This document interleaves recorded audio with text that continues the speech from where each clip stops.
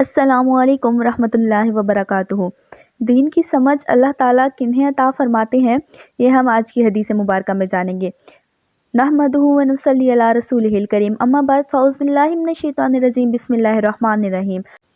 عن معاویہ رضی اللہ عنہ قال قال رسول اللہ صلی اللہ علیہ وسلم، حضرت معاویہ رضی اللہ تعالیٰ عنہ سے روایت ہے کہ رسول اللہ صلی اللہ علیہ وسلم نے ارشاد فرمایا، من یرید اللہ بہ خیرا یفقہہ فی الدین، جس سے اللہ بھلائی کا ارادہ کرتا ہے اس کو دین کی سمجھ بوجھ عطا فرماتا ہے۔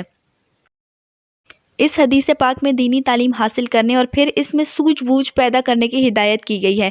دین سے مراد طرز زندگی، ضابطہ شریعت اور نظام عمل ہے، یعنی ایسا نظام زندگی جس پر عمل کر کے انسان دنیا میں کامیابی اور آخرت میں نجات حاصل کر سکتا ہے۔ دین سے مراد دین اسلام ہے۔ اللہ تعالیٰ نے سورہ آل عمران آیت نمبر 19 میں ارشاد فرمایا، ان الدین عند اللہ الاسلام، بے شک دین اسلام اللہ کے نزدیک پسندیدہ دین ہے۔ حدیث مبارکہ میں یفقہہ کے الفاظ استعمال ہوئے ہیں۔ تفقہ کا مصدر فقہ ہے، جس کے معنی پھاڑنا، کھولنا اور تہ تک پہنچنا ہے۔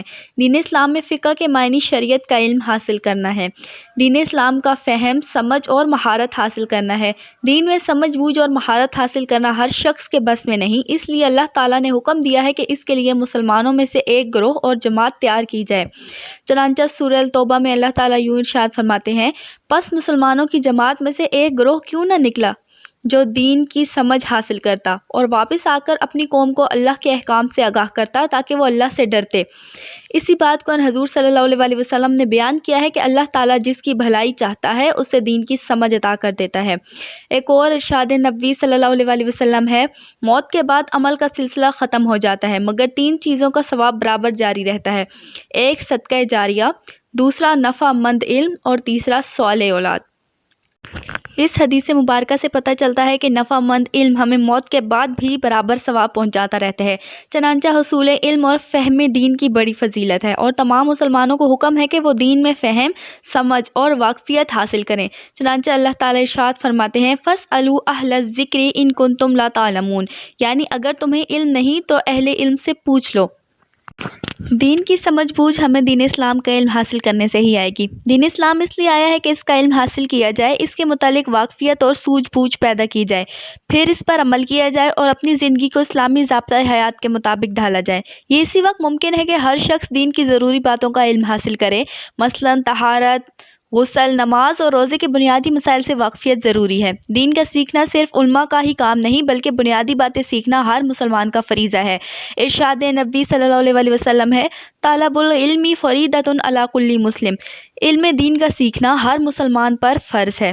بس ہر مسلمان کو دین کا علم اتنا ضرور ہونا چاہیے جس سے وہ شعور اور سمجھ کے ساتھ اسلامی احکام بجا لائے۔ تعلیم دین کے متعلق حضور پاک صلی اللہ علیہ وسلم نے ارشاد فرمایا، علم حاصل کرو چاہے تمہیں چین جانا پڑے۔ یہ اس وقت کی بات ہے جب لوگ اونٹوں اور گھوڑوں پر سفر کیا کرتے تھے۔ آج کل تو چین کا سفر نہایت آسان ہے، لیکن اس زمانے میں چین کا سفر آسان نہیں ہوا کرتا تھا۔ اس کے باوجود حضور پاک صلی اللہ علیہ وسلم نے تعلیم دین پر زور دیتے ہوئے فرمایا کہ تم علم حاصل کرو، خواہ تمہیں اسے حاصل کرنے کے لیے چین تک ہی کیوں نہ جانا پڑے۔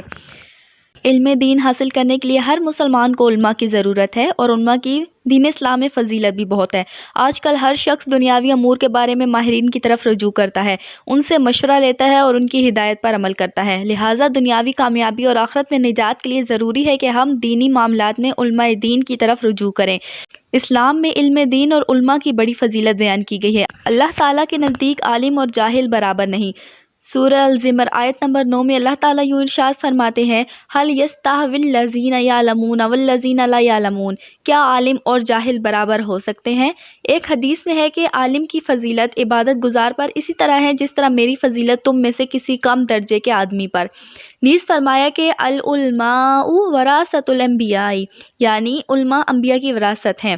الغرض علم دین سے واقفیت، اس کے مسائل کا فہم، شریعت اسلامیہ سے آگاہی اور اس میں غور و فکر ہر مسلمان کا فرض ہے، کیونکہ جب تک ہمیں ضروری دینی مسائل اور بنیادی باتوں کا علم نہ ہوگا دین پر عمل نہیں کر سکیں گے اور نہ ہی اپنی زندگیوں کو اسلام کے مطابق ڈھال سکیں گے جو صراط مستقیم، نجات کی راہ اور اللہ تعالیٰ کا پسندیدہ دین ہے۔ ہمیں دنیاوی تعلیم اور بڑی بڑی ڈگریاں لینے کے ساتھ ساتھ علم دین کی طرف طرف بھی رجوع کرنا چاہیے، علم دین کو سیکھنے کی بھی کوششیں کرنی چاہیے تاکہ ہم اپنی زندگیوں کو بہترین طریقے سے دین اسلام کے متعلق گزار سکیں، اللہ تعالیٰ کے احکامات کے متعلق گزار سکیں، تاکہ ہمارا بھی شمار اللہ تعالیٰ کے پسندیدہ بندوں میں ہونا شروع ہو جائے۔